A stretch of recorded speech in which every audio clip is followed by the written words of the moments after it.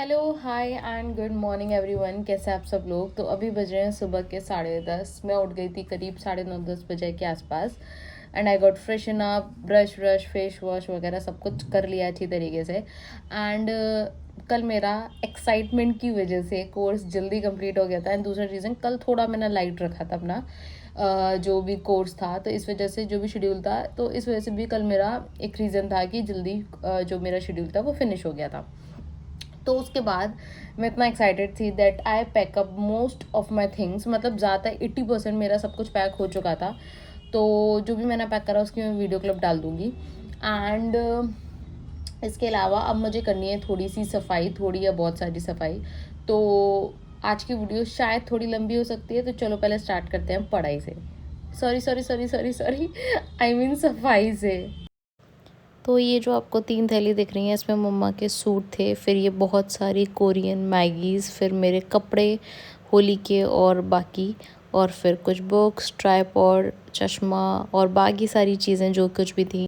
तो दोस्तों अभी आया कॉल मेरे पेरेंट्स का। मैं सफाई कर रही थी और झाड़ू पोछा हो चुका है सारा, बट मेरे पेरेंट्स का कॉल आया। वो ये कह रहे थे कि देर इज़ अ पॉसिबिलिटी कि जो मेरा टूर पता नहीं है, अब जो भी मैं अपने घर जा रही हूँ विज़िट या हॉलीडे जो भी आप बोलो, तो जो ये मेरा विज़िट है मेरे घर की तरफ, शायद ये एक्सटेंड हो सकता है अप्रैल तक, यानी कि फर्स्ट वीक ऑफ अप्रैल में भी आई गेस। तो अगर ऐसा होता है इन केस, तो जैसे ही मैंने सुना सबसे पहली चीज़ मेरे दिमाग में आई मेरी पढ़ाई। तो इन केस अगर ऐसा होता है तो मुझे लग रहा है कि मुझे और चीज़ें अपने साथ लेके जानी पड़ेगी, क्योंकि मैं किसी भी हालत में अपनी पढ़ाई को डिले नहीं कर सकती हूँ। तो मैंने अभी एक सब्जेक्ट लिया था social justice. Now I am planning कि मैं एक और सब्जेक्ट जो कि मैं इसके बाद रिवीजन करने वाली थी, economy, which is a huge subject. ये इतना ज़्यादा बड़ा नहीं है सब्जेक्ट सोशल जस्टिस, तो ये जल्दी कंप्लीट हो जाएगा, बट इकॉनमी में टाइम लगेगा। तो मैं सोचूं कि इकॉनमी अपने साथ लेके चलती हूँ। 2 बैग पैक कर लिए। ये वाला मेरी पढ़ाई से रिलेटेड है, मतलब इसमें बुक्स, पेन वगैरह हैं, और ये वाला बाकी सारी चीज़ जैसे कि मेरे कपड़े, स्लीपर्स वगैरह सब कुछ इसमें, और घर से जो सामान आता वो। और ये है मेरे बेड की कुछ दिशा। आई हैव 5 पिलोज, 3 देयर और 2 ये बगल से, और यू नो व्हाट, मैं एक भी पिलो यूज़ नहीं करती। तो सब कुछ पैक करने के बाद मैंने बनाया अपने लिए चीले और चाय, क्योंकि मेरे पास इसका बेटर था। और मुझे रियलाइज़ हुआ कि दूध भी बहुत सारा था, तो मैंने ये बर्फ़ जमा दी जिससे मैं कोल्ड कॉफ़ी बना के अपने साथ लेके जा पाऊँ। चैनल पे नए हैं, मैं उन लोगों को बता देना चाहती हूँ कि मैं आगरा की हूँ, मतलब आगरा से रहने वाली हूँ, और मैं दिल्ली में यूपीएससी की तैयारी कर रही हूँ, प्रिपरेशन कर रही हूँ। मेरा बैच ऑलमोस्ट ख़त्म हो चुका है, और क्योंकि होली है तो इस वजह से मैं अपने घर विज़िट करने जा रही हूँ। तो आज की जो वीडियो है वो उन बच्चों के लिए या उन लोगों के लिए है जो कि मेरे जैसे हैं, या तो यूपीएससी की लाइफ, मतलब यूपीएससी की ज़िंदगी जी रहे हैं, या फिर दे आर मतलब प्लानिंग की वो कोई कोचिंग ज्वाइन कर लें या कुछ। तो आज की वीडियो पे कोई कंस्ट्रेंट नहीं है 10 मिनट्स का। आज की वीडियो लंबी हो सकती है, क्योंकि उन लोगों के लिए जिन लोगों को पूरा दृष्टि के बारे में, रेंट का खर्चा, सब कुछ जानना है। सबसे पहले ये बताती हूँ कि दृष्टि की 2 ब्रांच हैं, एक है करोल बाग में, एक है मुखर्जी नगर में। मुखर्जी नगर हिंदी वाले बच्चों के लिए, हिंदी मीडियम के लिए, और करोल बाग इंग्लिश मीडियम के लिए। मेरा बैच जो है वो इंग्लिश मीडियम से है। तो क्योंकि करोल बाग मुझे बहुत एक्सपेंसिव पड़ा था जब मैं यहाँ पे आई थी, 2 साल करीब हो गए मुझे, 2 साल पहले जब मैं यहाँ पे आई थी, तो मैंने सबसे पहले यही कोशिश करी थी कि मैं कोचिंग के पास अपना कोई रूम देख लूँ जहाँ पर मुझे सही रेट में मिल जाए, क्योंकि ऑफकोर्स ही बात है आने जाने में बहुत मेट्रो का भी खर्चा होता, प्लस सबसे बड़ी इंपॉर्टेंट कि टाइम वेस्ट होता। तो इस वजह से मैंने बहुत कोशिश करी, बट मुझे रूम नहीं मिला। ऐसा नहीं कि रूम नहीं मिला, रूम मिला, बट वो रूम इतने एक्सपेंसिव थे। जैसे कि एक तो लड़कियों के लिए बहुत मुश्किल से मिलता था। सबसे पहला कंस्ट्रेंट क्या था, लड़की, कि अगर लड़की हो तो प्रॉब्लम है, मतलब बहुत मुश्किल से मिलता था, क्योंकि ना वहाँ पे सेकंड प्रॉब्लम ये है कि वहाँ पर सिंगल रूम सेट नहीं थे, यानी कि आपको किसी के साथ रहना पड़ेगा, या तो टू रूम सेट जहाँ पे 2 लड़कियाँ रहेंगी, या फिर 3 रूम सेट। ये प्रॉब्लम में थी। बट क्योंकि मैं अकेली गई थी तो मुझे एक सिंगल रूम सेट चाहिए था, जिसके आप प्राइस सुन के ना बिल्कुल हैरान हो जाओगे। मेरे को जो प्राइस मिल रहे थे, पहली बात तो सिंगल रूम सेट का मिल ही नहीं रहा था, बट जहाँ जहाँ मैंने सिंगल रूम सेट की डिमांड रखी, वहाँ मुझे 25,000 से लेके 35,000 तक के रूम मिल रहे थे। और एक रूम में देखने गई, बिलीव नहीं करोगे, 20,000 का रूम था, और वो इतना रूम था कि अगर मैं अपने दोनों हाथ ऐसे फैलाऊंगी ना, तो मेरे दोनों हाथों से वॉल टच होगी, सिर्फ इतनी सी। और एक पतला सा बेड पड़ा होता, उसको मैं सिंगल बेड भी नहीं बोलूँगी, उसमें आप सिर्फ लेट सकते हो मुंह ऊपर करके, और करवट भी नहीं ले सकते। इतना छोटा रूम था, टेबल कुछ नहीं, पढ़ाई वढ़ाई का कुछ भी नहीं था। वेंटिलेशन के नाम पे एक छोटी सी विंडो दे रखी थी, तो मतलब बहुत ही कंजस्टेड प्लेस था। तो इस वजह से मैंने 2 दिन देखा, फिर क्योंकि मेरा बैच स्टार्ट होना था तो इस वजह से मुझे गिव अप करना पड़ा और मुझे करोल बाग से दूर लेना पड़ा। वो तो मेरी किस्मत अच्छी थी कि मेरी एक कज़िन सिस्टर हैं जो कि यहाँ पर रहती हैं, मतलब करोल बाग से थोड़ा दूर। तो फिर मेरे को उनके थ्रू एक रूम मिल गया जहाँ पे मैं अभी रह रही हूँ करंट। तो अगर मैं इस रूम का रेंट बताऊँ तो मैं अभी रह रही हूँ 2 रूम सेट में। इससे पहले मैं सिंगल रूम सेट में भी रह चुकी हूँ सेम बिल्डिंग में। तो सिंगल रूम सेट मुझे पड़ा था 5,000 का, और जो 2 रूम सेट है वो मुझे पड़ा है 7,000 रुपीज़ का। पहली पॉइंट ये था। दूसरा, मैंने आपको बता ही दिया कि मैं करोल बाग मतलब दृष्टि के करोल बाग ब्रांच से हूँ। दूसरा, फूड। अगर मैं फूड की बात करूँ तो यहाँ पर बिल्कुल मतलब एक नॉर्मल, जैसे अपने आगरा में देखा है कि आराम से मतलब आपको फ्रूट्स वेजिटेबल्स, मतलब दिल्ली में आप इस चीज़ का बिल्कुल टेंशन फ्री रहो कि आपको बहुत ज़्यादा दूर जाना पड़ेगा किसी चीज़ को खरीदने के लिए। सब चीज़ बहुत पास पास मिल जाती है। तो एक पॉजिटिव पॉइंट ये है कि मेरे लेफ़्ट में जाती हूँ तो भी एक मंडी है, राइट में जाती हूँ तो भी एक मंडी है, और सामने जाती हूँ तो भी एक मंडी है। इस तरीके से मेरे यहाँ पे मंडी है, तो मुझे फूड की प्रॉब्लम नहीं होती है। रही बात राशन की, तो मेरे फादर का आगरा में एक ड्राई फ्रूट स्पाइसेस, मतलब एक जनरल स्टोर जिसे कहते हैं, वहाँ पे सब कुछ मिलता है एक्सेप्ट आटा। तो सब कुछ मिलता है उस पर। तो पहले मैंने 1-2 महीने, जब मैं दिल्ली में शिफ्ट हुई हुई थी, तो मैंने यहाँ से परचेज़ करना स्टार्ट करा। चीनी, नमक, मसाले और बाकी दाल वाल जो भी थी वो यहाँ से परचेज़ करना स्टार्ट करा। बट पहला मुझे एक्सपेंसिव लगता था, और दूसरा कि उसमें वो टेस्ट ही नहीं आता था। चावल ख़रीदने के बाद भी मेरे को ना वो क्वालिटी, टेक्सचर, खुशबू नहीं मिलती थी जो कि मुझे मेरे पापा वाले उसमें मिलती थी, चावल में। तो इस वजह से मैंने डिसाइड करा कि मैं घर से लाना स्टार्ट कर दूँगी। तो इसलिए मैं 1 महीने में एक बार, कभी कभार 2-3 महीने भी हो जाते हैं, एक चक्कर लगा लेती हूँ अपने घर, और जितना भी राशन होता है वो स्टॉक में पाइल अप करके ले आती हूँ इधर दिल्ली। मतलब ऐसा नहीं है कि मेरा चावल ख़त्म हो रहा है तो मैं तभी जाऊँगी। मैं स्टॉक में 4-5 किलो चावल रखती हूँ, और I consume lot of rice. उसका कारण ये है कि जल्दी बन जाता है। सिर्फ इसलिए मैं चावल ज़्यादा कंज्यूम करती हूँ क्योंकि मुझे पढ़ाई करनी होती है, और उस वक्त मुझे लगता है कि जो जल्दी मिल जाए वो मैं बना लूँ। तो पहला पॉइंट ये ख़त्म होता है। फिर आती है बात इलेक्ट्रिसिटी पे। यहाँ जहाँ मैं रहती हूँ, आप लोगों को पता होगा, 200 यूनिट फ्री है यहाँ पे। तो इलेक्ट्रिसिटी का मेरा कोई झंझट है नहीं, मेरा कोई बिल आता नहीं है, ना ही मेरे पास कोई बहुत हैवी इलेक्ट्रॉनिक अप्लाइंसेज हैं। मेरे पास कुछ भी नहीं है। ठंडों में आई हैव नथिंग एक्सेप्ट एक रॉड, पानी की रॉड, जो कि मैं बहुत रेयर यूज़ करती हूँ क्योंकि मेरे को बहुत गर्म पानी, तो मुझे देखो पसंद है, मैं बहुत गर्म पानी से नहाती हूँ, बट लेकिन वो इतनी ज़्यादा इलेक्ट्रिसिटी कंज्यूम करती नहीं है। रही बात गर्मियों की, तो गर्मियों में कूलर लगा लेती हूँ खुद ही। I am super fantastic cooler को लगाने में। मैं उसको तोड़ भी देती हूँ, तोड़ यानी कि उसको असेंबल और डिसेंबल नहीं बोलेंगे उसको, कुछ और बोलेंगे, जो भी है वो कर लेती हूँ। और उसका कारण और उसका क्रेडिट जाता है मेरे पापा को। मेरे पापा ने मुझसे ऐसे बहुत सारे काम करवाए हैं। उन्होंने मुझसे रॉड बदलवाई है, सिलेंडर उठवाया है, पानी की बॉटल, उन्होंने मुझसे सारे काम कराए हैं, मुझे प्रिपेयर करके भेजा है दिल्ली। तो इसलिए मैं कूलर खुद ही लगा लेती हूँ, मुझे किसी की ज़रूरत नहीं पड़ती।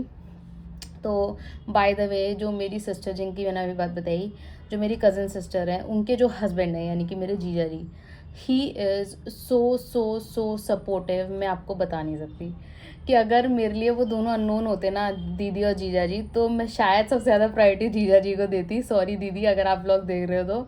मतलब वो इतने अच्छे हैं, इतने अच्छे हैं कि अगर मैं अपनी, अब तक मैं इतनी बड़ी भी न्यू एज में, बट जितनी भी मेरी उम्र अभी बीती है उसमें मेरी लाइफ में 4-5 लोग ऐसे रहे हैं जो कि बहुत प्रीशियस, बहुत हेल्पफुल, मतलब हर तरीके से मुझे ऐसा लगता है कि यार सुपर्ब है।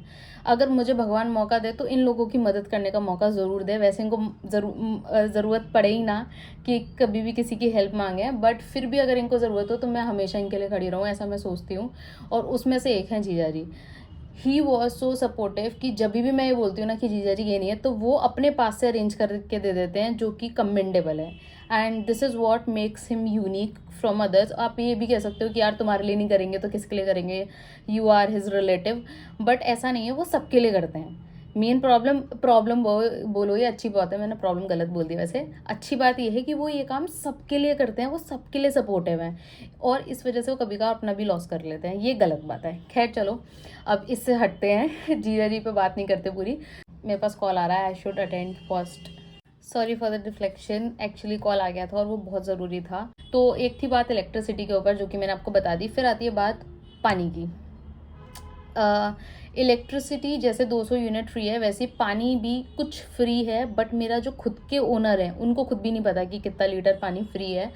तो एक्चुअल में हुआ प्रॉब्लम ये थी कि कभी कभार जब मैं स्टार्टिंग में आई थी तो मैं इसकी यूज़ टू नहीं थी, क्योंकि हमारे यहाँ समर होती है तो मैं यूज़ टू नहीं थी। और मैं क्या करती थी, मेरे दिमाग से बिल्कुल निकल जाता था, मैं बटन ऑफ करना भूल जाती थी और कोचिंग चली जाती थी।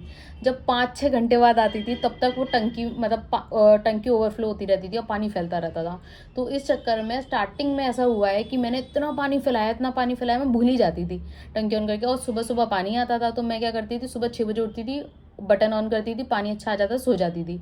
और फिर 2 घंटे बाद 8 या 9 बजे आँख खुलती थी, अरे यार पानी तो चलता ही रह गया। तो ये बहुत प्रॉब्लम मेरे साथ हुई है, जिसकी वजह से स्टार्टिंग में मेरा पानी का बिल आया है। और पानी का बिल कैसा आता है, जैसे इलेक्ट्रिसिटी है, मतलब 200 यूनिट फ्री है, अगर आपने 200 यूनिट तक कंज्यूम करा है तो इट्स ओके, बट अगर आपने 201 यूनिट भी इस्तेमाल कर लिया ना तो वो पूरा बिल आपको देना होता है। ऐसा होता है, ऐसी पानी का भी होता है। तो इस वजह से मैंने स्टार्टिंग में 2000 से कुछ ऊपर चार्ज करा है। एक ही महीने करा मैंने, सिर्फ 1 महीने करा। जब मेरे जेब से 2000 गए तो मुझे रियलाइज़ हो गया कि या तो पैसे दे फूकते रहो या फिर अटेंटिव हो जाओ। तो तब से टचवुड अभी तक ऐसा कुछ नहीं हुआ। तो पानी का ये है। फिर आती है बात दृष्टि की, यानी कि अब पढ़ाई की। तो दृष्टि में मेरी जो फ़ीस थी वो करीब 3 लाख से रिलेटेड, 3 से 3.5 लाख कुछ गई थी मेरी फ़ीस पूरी ओवरऑल। इसमें मेरा जीएस इंक्लूड था, मतलब जनरल स्टडीज़ के इंक्लूड थे, ऑप्शनल इंक्लूड था, टेस्ट सीरीज़, ऐसे, करंट अफेयर क्लास, मतलब you name it they have it. मतलब जो जो भी चीज़ें हैं उनके पास अवेलेबल थी, मैंने सब कुछ का एक बार में कोर्स ले लिया था, जो कि मुझे कॉस्ट करा था 3 से 3.5 लाख का। बट जैसे कि अभी हो रहा है, जैसे होली आ रखी है, तो इस वजह से होली पे ये लोग अप टू 50% का ऑफ दे रहे हैं। तो मैंने ये चीज़ नोटिस करी कि जब भी कोई फेस्टिवल या बड़ा ओकेजन होता है तो ये लोग, ये क्या दृष्टि क्या, सारी ही ऑलमोस्ट सारी कोचिंग जो होती हैं वो अपना कुछ ना कुछ ऑफर लेकर आती रहती है। तो मैं आप लोगों को एडवाइस करूँगी, जब भी आपको अवेल करना है कोई भी कोर्स, तो आप ना कोशिश करो, अगर आप कर सकते हो, अगर आपके पास टाइम है तो अगर 1-2 महीने रुक सकते हो, अगर आप 1-2 महीने रुक सकते हो तो कोशिश करो कि उस जो ऑफ़र है उसको अवेल करके ही करो, क्योंकि यार 3 से 3.5 लाख बहुत होता है। और मुझे बाद में रियलाइज़ हुआ कि यही सेम कोर्स ऑफ़र में आपको 1 से 1.5 लाख में मिल जाएगा। सोचो कितना फुलिश एक्ट है। और यहाँ मैं बोलूँगी थोड़ा बिजनेस वाला माइंड होता है। जब मैं स्टार्टिंग में दृष्टि में गई थी तो उनका क्या होता है, जैसे उन्होंने बताया कि 20 अक्टूबर को हमारा बैच स्टार्ट हो रहा है, आप ले लो, नहीं तो ये फुल हो जाएगा। तो ये लोग ना दृष्टि नहीं करती, ऐसा सारे कोचिंग इंस्टीट्यूट करते हैं। कोचिंग क्या, हर बिजनेस में ऐसे ही होता है। ये लोग क्या करते हैं, जैसे 20 अक्टूबर इन्होंने डेट दे दी, फिर ये लोग बोलते हैं हमारे पास 50 सीट बची हैं, आप जल्दी बताओ जल्दी बताओ। और फिर ये आपको कॉल करते रहते हैं, आप जल्दी बताओ आपको लेना है कि नहीं लेना। हालांकि दृष्टि वालों ने कॉल नहीं कर रहा था, एक बात इनकी अच्छी ही है, इन्होंने कॉल करके परेशान नहीं करा था। बट हाँ, जब मैं आई थी करोलबाग आगरा से, तब इन्होंने बोल दिया था कि 50 सीटें अगर भर गई तो फिर हम आपकी गारंटी नहीं ले सकते। अगर आपने पैसे भी दे दिए कुछ एडवांस तो भी नहीं होगा, आपको पूरी फीस पे करनी पड़ेगी, तभी आप उसमें एलिजिबल होगे। फिर मैंने इनसे पूछा था कि आपका नेक्स्ट बैच कब स्टार्ट होगा, तो इनका ये था कि उसके बारे में कुछ नहीं पता। बट इन रियलिटी होता ये है कि इनका ऑलमोस्ट, मैं बोलूँगी, मुझे पता नहीं है लेकिन मैं अप्रॉक्स बोल रही हूँ, इसलिए मैं अप्रॉक्स बोल रही हूँ, ज़्यादा से ज़्यादा दिन बता के, 15 से 1 महीने के बीच बीच में इनका एक और बैच स्टार्ट हो ही जाता है। मतलब इनके बैच स्टार्ट चलते ही रहते हैं। मैं दृष्टि के बारे में बोल सकती हूँ क्योंकि मैं खुद उसकी स्टूडेंट रही हूँ, मतलब हूँ, अभी भी हूँ, मेरा कोर्स अभी पूरी तरीके से ख़त्म नहीं हुआ। तो इनका क्या होता है, हर 15 से 1 महीने में फिर से नया बैच स्टार्ट हो जाता है। तो ऐसा नहीं है कि अगर आपको एक बैच में एंट्री नहीं मिली तो फिर आपको मिलेगी ही नहीं एंट्री। तो इसलिए इस बिज़नेस जो टैक्टिक्स है ना, इसमें आप लोग मत आना। कोशिश ये करना जब ऑफ़र हो तब अवेल करो। अगर मुझे ये बात पता होती तो मैं भी ऑफकोर्स ऑफ़र के वक्त ही जाती, मैं इतने पैसे नहीं भूखती। ठीक है, तो एक बात ये वाली हो गई। उसके बाद आता है कोर्स की, कि कोर्स इन्होंने मुझसे बोला था कि 1 ईयर कोर्स है इसमें प्लस, लेकिन क्योंकि 1 ईयर कोर्स है बट हम आपको 2 ईयर प्लस एक्स्ट्रा देते हैं, यानी कि 1 साल में आपका कोर्स ख़त्म हो जाएगा, लेकिन अगले 2 साल तक हम आपको मैगजीन भी प्रोवाइड करेंगे। इसके अलावा अगर आपको 2 साल तक कोई भी प्रॉब्लम आती है, अगर आपको ऐसा लगता है कि आपका अटेम्प्ट क्लियर नहीं हुआ और आपको दोबारा से कुछ चाहिए, तो आप दृष्टि आ सकते हो, बात कर सकते हो फैकल्टी से। उसके बाद आपको मतलब मान लो जैसे मुझे इकोनॉमिक्स में कोई दिक्कत आ गई, तो मैं अगर बात करूँ तो ऐसा पॉसिबल हो सकता है कि वो मुझे इकोनॉमिक्स का जब बैच चल रहा है तो उसमें किसी भी बैच में डाल दें कि चलो आप बैच ले लो। तो ये एक पॉजिटिव पॉइंट था जो कि किसी भी कोचिंग में नहीं था। हर कोचिंग सिर्फ 1 साल की बात कर रही थी, कोई भी ऐसा ऑफर नहीं दे रहा था। सिर्फ दृष्टि ऐसी थी जो कि 3 साल कवर कर रही थी सेम फीस में। तो एक ये सबसे प्लस पॉइंट है जो कि मुझे दिखा। और सबसे अच्छी बात, सबसे टॉप ऑफ द मतलब बोलते हैं ना कि सबसे अच्छी बात दृष्टि की मुझे ये लगी कि ये लोग ना पैनिक नहीं करते कोर्स को कंप्लीट कराने में। अगर आपका डिज़ास्टर मैनेजमेंट है तो ऑलमोस्ट सारी कोचिंग सिर्फ 1 या 2 दिन में, मैक्सिमम 2 दिन में डिज़ास्टर मैनेजमेंट को ख़त्म करा देती हैं। बट दृष्टि एक ऐसी थी जो कि 4 से 5 दिन लेती है, यानी कि इनको ना बहुत जल्दी नहीं पड़ी कि आपका कोर्स ख़त्म करा के आपको भेजें, बैच ख़त्म करें, ऐसा नहीं है। और मेरा खुद का कोर्स 1.5 साल तक एक्सटेंड हो गया। 1 साल की इन्होंने बोली थी बट इट एक्सटेंडेड टू 1.5 साल। और इवन अभी तक मैंने मई में 22 मई या 24 मई को मैंने बैच ज्वाइन करा था। अभी तक मेरा ऐसे नहीं हुआ है। और ऐसे लेना है विकास सर को। तो विकास सर थोड़ा, जैसे कि आप लोगों को पता ही है कि वो बिजी रहते हैं, उन्होंने एथिक्स तो ले लिया बट ऐसे उनका अभी भी रह रहा है, जो कि हमारा बैच ऐसे का नहीं हुआ। करंट अफेयर्स हमारी चलती रहती है क्लास, तो ये चीज़ें कुछ अच्छी हैं। ऑप्शनल मेरा सोशोलॉजी है। और मेरा ना स्टार्टिंग में इंटरेस्ट था इंटरनेशनल रिलेशंस में, ठीक है। तो यहाँ पर क्या होता है, हर कोचिंग में मतलब ऐसा नहीं है कि जितने ऑप्शंस आपके पास ऑप्शनल के लिए अवेलेबल होते हैं यूपीएससी में, कोचिंग सारे पढ़ाती हैं, ऐसा कुछ नहीं है। कुछ लिमिटेड ही सब्जेक्ट्स होते हैं जो कि कोचिंग कवर करती हैं। ऐसा नहीं कि आप कुछ भी ऑप्शनल चूज़ कर लो और ये पढ़ाएंगे, ऐसा नहीं होता। इनके कुछ होते हैं सब्जेक्ट जो कि ये पढ़ाते हैं। तो मेरे को पहले बहुत ज़्यादा इंटरेस्ट था इंटरनेशनल रिलेशन में, एंड आई वाज लाइक, मैं बहुत ज़्यादा कॉन्फिडेंट थी और मुझे स्टार्टिंग से इंटरेस्ट था इस सब्जेक्ट में। तो फिर मैं जब दृष्टि में गई, क्योंकि फ़ीस में पहले ही पे कर चुकी थी, तो मैंने इंटरनेशनल रिलेशन इनका ऑप्शनल लिया। तो जब मैंने वो सब्जेक्ट लिया तो जिन टीचर ने पढ़ाया, एक दिन मैं पढ़ी उनसे, मुझे समझ ही नहीं आया। अब मैं यहाँ पे ये नहीं बोलूँगी कि टीचर बेकार थे, क्योंकि उस बैच में भीड़ लग रही थी। मतलब इतनी ज़्यादा भीड़ थी कि चेयर और ज़्यादा, मतलब उस क्लासरूम को एक्सटेंड कराना पड़ता था, इतनी ज़्यादा भीड़ थी। बट मेरे ना हवा ही उड़ गई, मेरे ऊपर से चला गया। सर क्या पढ़ाते थे मुझे बिल्कुल समझ नहीं आता था। या तो वो इतनी टफ इंग्लिश बोलते थे कि मेरे ऊपर से निकल जाती थी, या वो इतनी हार्ड हिंदी बोलते थे जो कि मेरे घर में मैंने कभी नहीं सुनी। तो इस वजह से वो सब्जेक्ट तो मेरे समझ में ही नहीं आया। उसके बाद सबसे अच्छी बात, एक और अच्छी बात दृष्टि की, कि मैं गई, मैंने उनसे बोला कि मैम मुझे समझ में नहीं आ रहा, जो इनकी स्टाफ होता है जो कि ये देखता है, मैंने बोला मैम मुझे समझ में नहीं आ रहा इंटरनेशनल रिलेशन। अच्छी बात ये थी कि इन्होंने मुझे अपॉर्चुनिटी दी। मैंने इनसे बोला मैम क्योंकि मैं IR सब्जेक्ट चूज़ करके आई थी इंटरनेशनल रिलेशन, तो अब मुझे नहीं पता मैं क्या लूँ। तो इन्होंने मुझे अपॉर्चुनिटी दी कि आप 1 या 2 कोई भी जो आपको लगता है ऑप्शनल, उसमें बैठ के देख लो। अगर आपको अच्छा लगता है तो ठीक, नहीं तो आप स्विच कर लेना। और सबसे अच्छी बात क्या हुई, उसी दौरान जब ये मेरे ऑप्शनल की प्रॉब्लम चल रही थी, उसी दौरान विकास सर आए। और विकास सर की मतलब एक और ओरिएंटेशन, वो फाउंडेशनल कोर्स या मतलब जो भी क्लास थी, एक क्लास होनी थी, तो जिसकी वजह से विकास सर आए। तो जब विकास सर आए तो मेरा उनसे वन ऑन वन मतलब कांटेक्ट हुआ। तो मैंने उनसे ये चीज़ पूछी कि सर मेरे को ऐसा ऐसा इशू है, मेरा इंजीनियरिंग बैकग्राउंड है, मैकेनिकल इंजीनियर से हूँ मैं, और IR मैंने सोचा था, वो मुझे समझ नहीं आ रहा। नाउ मैं अब क्या चूज़ करूँ, मेरे को कुछ नहीं पता कि मेरे को क्या चूज़ करना चाहिए। उन्होंने मुझसे कुछ भी नहीं पूछा, उन्होंने बस ये बोला गो फॉर सोशोलॉजी। वो एक ऐसे टीचर, मतलब मैंने उनसे पूछा सर मुझे क्या करना है, सर ने बोला आपके लिए बेस्ट है सोशोलॉजी, आँख बंद करके सोशोलॉजी ले लो। और उनकी बात मेरे जहन में डल गई। मैंने बिना कुछ सोचे समझे सोशोलॉजी ले लिया, जो कि मुझे उस वक्त पढ़ते वक्त बहुत अच्छा लग रहा था। उस वक्त जब मैं सोशोलॉजी पढ़ रही थी तब मुझे इतना समझ में आया, मतलब मज़ा आ गया उस सब्जेक्ट को मुझे पढ़ के। और वो भी क्लास मेरी 100+ डेज थी, मतलब 100 नहीं 115 डेज से भी ज़्यादा की क्लास थी मेरी सोशोलॉजी की, जो कि अब ख़त्म हो चुकी है। बट क्योंकि मुझे उस सब्जेक्ट में थोड़ी और क्लैरिटी की ज़रूरत है, अब जब मैं उसको रिवाइज कर रही हूँ तो मुझे लग रहा है मुझे एक और बैच लेना चाहिए। और अगर मैं सेम उन्हीं टीचर से ले लूँ दृष्टि के, तो कोई मतलब नहीं बनता। तो मैं अब ये कोशिश सोच रही हूँ कि मैं सोशोलॉजी दोबारा लूँ ऑप्शनल, बट इस बार किसी और इंस्टीट्यूट से लूँ। ऐसा नहीं है कि जो सर थे उन्होंने अच्छा नहीं पढ़ाया, उन्होंने पढ़ाया बहुत अच्छा, बट मैं सोच रही हूँ कि मैं किसी और बैच से लूँ। तो अभी तक मैं सोच रही हूँ या तो विजन IAS या स्टडी IQ, देखते हैं क्या करते हैं। ये है। उसके बाद आती है दृष्टि के स्टाफ की बात, कि दृष्टि का स्टाफ इतना हेल्पफुल, इतने अच्छे लोग हैं।